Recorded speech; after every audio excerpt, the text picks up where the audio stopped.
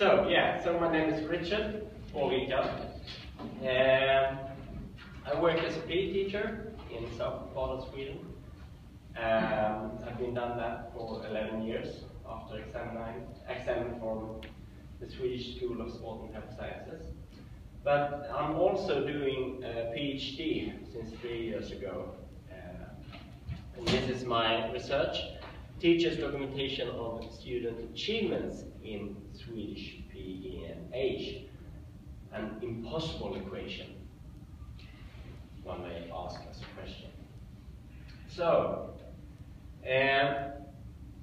before I go into to the real study, I have to understand the problem of this study and teaching in physical education in Sweden. I must begin with describing this problem that I have been investigating from a Swedish perspective.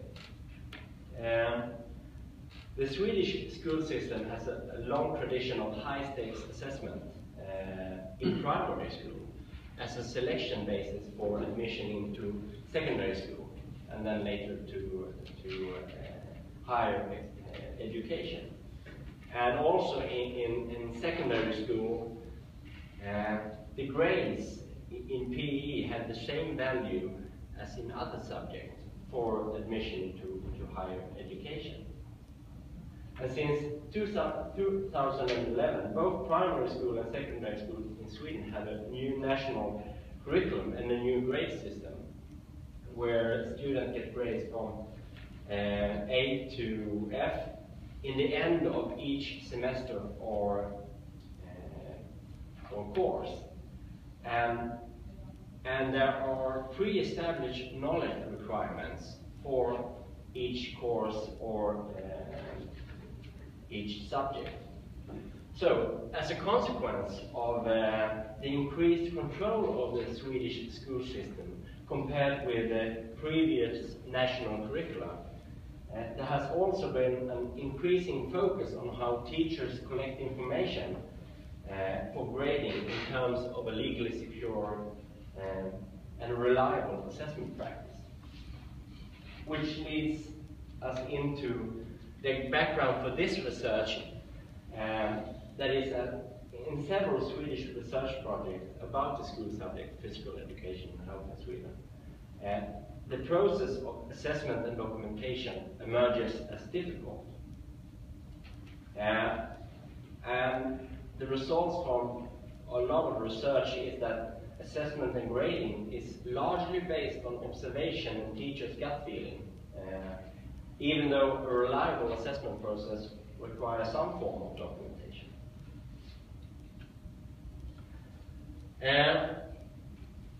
Well, I saw that Alan used the word documentation, but when I have done my literature review, it has been really hard because the expression documentation that we use in Sweden can't really be found in the same way in the international texts.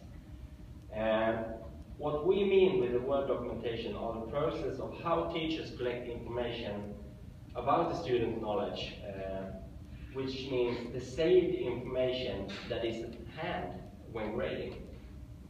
And due to the problems of using this word of documentation, the keywords that I have used instead in my literature review are associated with assessment, as assessment tools, assessment strategies, assessment techniques, and assessment instruments.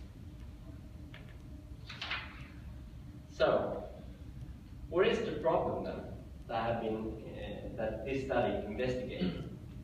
Well, as one teacher says, how will I have time to document the student's knowledge at the same time as I leave the class? I have 30 students per class, 8 classes and short time between lessons. When would I have time to document? And maybe an obvious question, but still, what should we document? These 3 questions are quite common among the teachers in my interviews, but they could also represent my own questions and feelings in my work as a PE teacher prior to this project. So the aim of this study is to examine how teachers in the Swedish primary and secondary school document the students' knowledge and how this work is perceived based on different conditions. And the theoretical frameworks that have been using consist of curriculum theory with a focus on frame factors in relation to the transformation and realization of the subject content.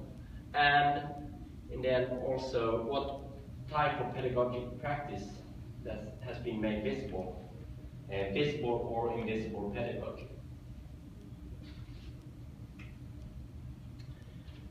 So the data collection for this research has been done in 2 steps. In the first part of the data collection, 144 PE teachers completed a survey about their perceptions to the documentation process.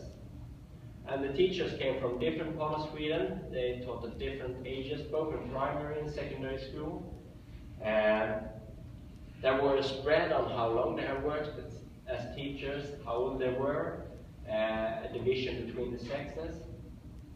And one purpose of the survey was to get a picture of how teachers work with documentation.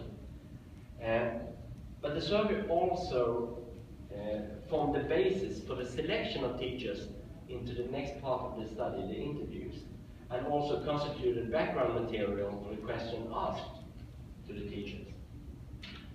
So the second part of the data collection was conducted as semi-structured interviews with 10 PE teachers about the documentation in physical education and health. So, the results show that a large majority of the teachers experience the documentation of students' knowledge as difficult, and that the main obstacles consist of frame factors as time, class numbers, and schedule. And in this diagram, I have organized, it's a little bit small, but I'll talk you through it. I've organized the frame factors into 3 categories: the curriculum frames, organizational frames, and teaching frames. And as you can see, the main obstacles consist of the organizational frames as time, class numbers, and schedule, followed by teaching frames, which is knowledge about assessment, assessment tools, subject content, and planning of teaching and assessment. The teachers, however, they had a broad repertoire of documentation methods that they used, but the analysis indicates that the teacher's documentation of the students' performances is guided by what is possible to document rather than what the policy stipulates according to learning objectives. But at the same time, 13% of the teachers did not experience any difficulties. And an interesting question then is why? Is there any differences between them and the other teachers? And in that case, what kind of differences can we see here?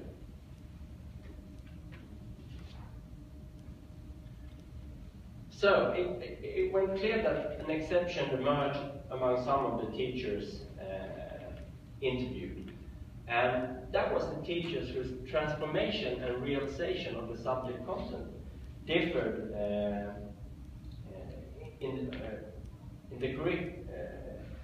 whose transformation and realization of the curriculum into daily teaching clearly differs from the other teachers. And these systematic planners, I've used the expression from Gibbs, they decide already in the planning stage of teaching what content should be assessed, how it should be made, what information will be collected and documented, and which is key characteristics of visible pedagogy. And for these systematic planners, the frame factors that I mentioned earlier did not constitute major obstacles in teaching and assessment. So what can we then say about this? Well, due to significant change of the national curriculum of Swedish PE over the last 20 years, PE teachers have problems transforming the curriculum into daily practice. which often leads to an invisible pedagogy. Teaching is often characterized by a wide variety of content, but with very few lessons per activity, and sometimes we call it the Swedish smorgasbord. And the collision between the realization of the subject and the increased demands for a legally secure assessment practice is by many teachers perceived as an impossible equation. Having enough time to document the student's knowledge of a specific subject content delivered in very few lessons is a problematic area. However, in the perspectives of the systematic planners, with perhaps 6 to 8 lessons, longer work periods, in the same area of teaching, this does not seem to be such a problem. So, what is the recipe for success that has been made visible in the results of this research? Well, the teachers in this study who did not experience any difficulties according to the documentation process has had a teaching practice that almost consistently followed this approach.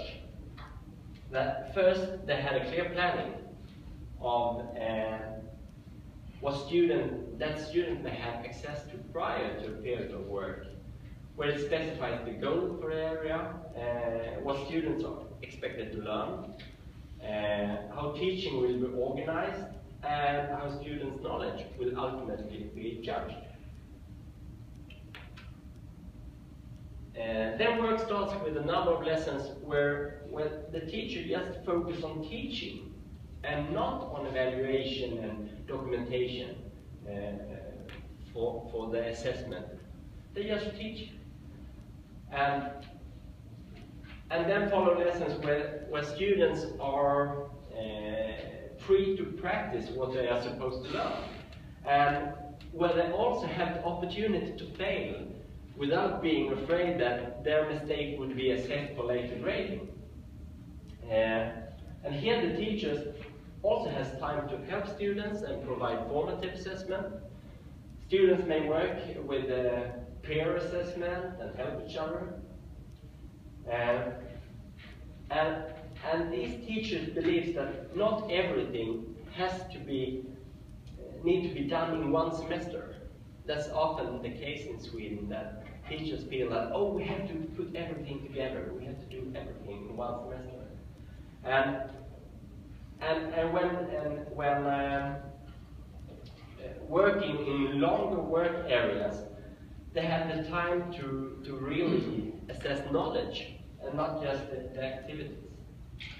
The final lessons then are devoted to summative assessment or examinations, where the students will demonstrate in various ways the knowledge through theoretical or practical tests, performances in front of teacher, maybe recorded material, as I do today, flipped classrooms, and the teachers will have a clear basis for the assessment documented further grading, and students will have been given good opportunities to develop their knowledge and skills within the area that has been treated.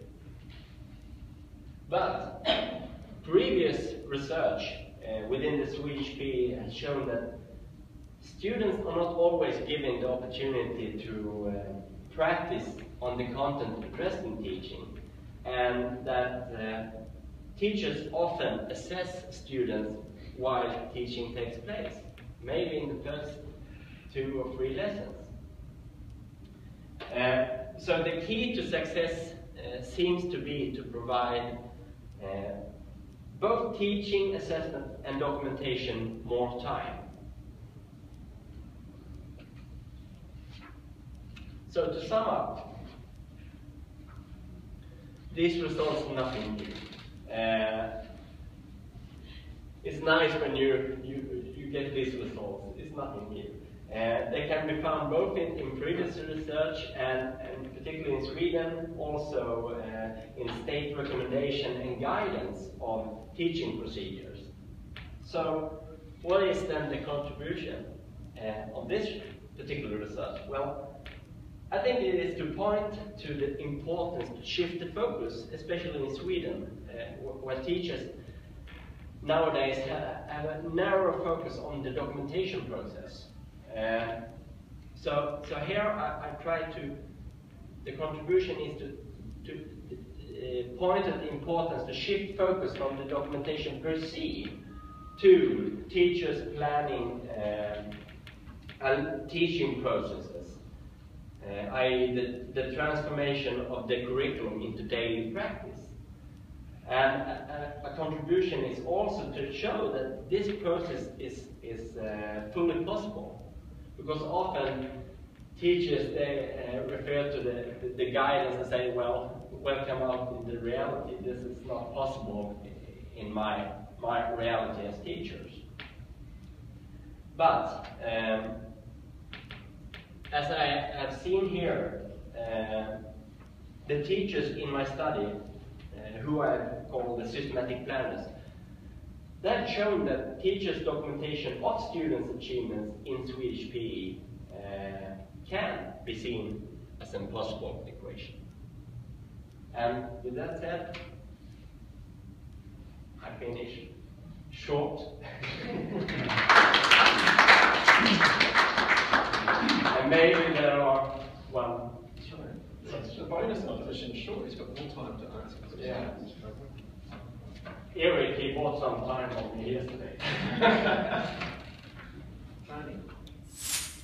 Thanks, Ricardo. I'm not sure this is a question really, but it's probably worthwhile giving Peter Hayes' work a bit more attention. You can probably download his doctoral thesis from the University of Queensland website. Now, the cohort of teachers that he worked with admittedly were working in the senior part of the school, but nonetheless they had very well integrated processes around Bernstein's message systems. They had very well integrated documentation systems for assessing students, and still those teachers used gut feeling to make judgments about the children.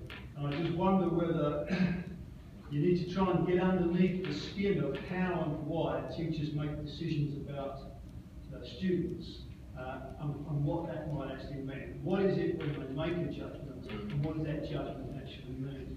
Because even in a system where it's a highly systematized structure of assessment, Peter still found that teachers kind of use the feel of the thing to give students their grades. So it's just something worth thinking about. We were discussing this prior to this conference, and a colleague of mine who has also been studying assessment, she discussed, well, should we leave our gut feeling and just go on the... So, but you really can't, because as a teacher, and particularly a PE teacher, you often get a feel of the students, but at the same time only rely to the gut feeling and not have anything to in this process now where the demands are that you have to show some I don't know the expression, but you have to show something for the students, the parents, the school, and this is what I built my grades on. So, but also when I have studied it, because my first question was, how should we manage to do this within our practice of teaching? And as a result, when I started to investigate this, it became clear that, well, it's not possible the way we, or many of us, teach today in these small units. And we then think that we have to document everything, to use GIPS again, the evidence collectors. Yeah. So teachers just collect evidence all the time, and not really questioning what evidence is that I collect. Is it reliable? Is it even worth taking notes of? Can I say one thing, just picking up from what you said there, and while we've got Haneen down there, really sharp. Haneen's published a really interesting paper. The one thing about one of the 6 simultaneities, using that notion that, that an event like assessment can be sort of simultaneously viewed in 6 different ways. And you're sort of interested in that concept there, that yes, that one perspective is the teacher's trying to produce some information about student performance, but then you also said that simultaneously this person is actually trying to produce data that fits in with some sort of professional performance. Yeah. And perhaps another simultaneity in there is that, and that's what I was trying to listen to, whether there is, let's sideline all of that and just produce information which will feed into the learning process and help enhance. And I just wondered if that was possible to add into that. Yeah, there's a lot of questions that I have. I have to continue because I have only interviewed teachers, but now what is interesting would be to follow up and observe the teachers and see, okay, this is what you have said that you're doing. How does it look like, and what are you really doing? But what also, I dropped your question there. Anyone else? We've still got time. Yeah. Good. Yeah, thanks for that. Very complicated issue. There might have something to do with tacit knowledge. One's about the use of your terms right at the beginning of your presentation there, about the use of the word tools and instruments. Are you separating those, or do you think an instrument is a tool? Yeah, I don't think I have separated them, but when I read a lot of articles, I really tried to look at what is the documentation process here, and what works have they done. So to get as large material as possible, I have used different expressions to see, okay, what have been made visible here. And what I don't mention here, that a lot of the articles were American, because there were a focus on the techniques, the right strategies, or a lot of tools, how to connect things. And with that said, I've tried to, okay, this is an American perspective of it. I know that, and I don't have to. It doesn't really fit into our Scandinavian or Australian English perspective. So can you think of a word in Scandinavian that covers all those in just one word, like rotten or something? Yeah. You know what I mean? Yeah, but it's difficult because when you use the word documentation, but when I did a search on that expression, it was more of video documentation. In Sweden, when we use documentation, it's often 2 results that came up. Pedagogic documentation, that is often used in kindergarten, or the more official documentation, as the school documentation. Not the everyday practice of teachers collecting information about students' performances. So it's a tricky question, how to. If I should have been, doing this all over again, I think I have been asking different questions and maybe used another entrance to this problem.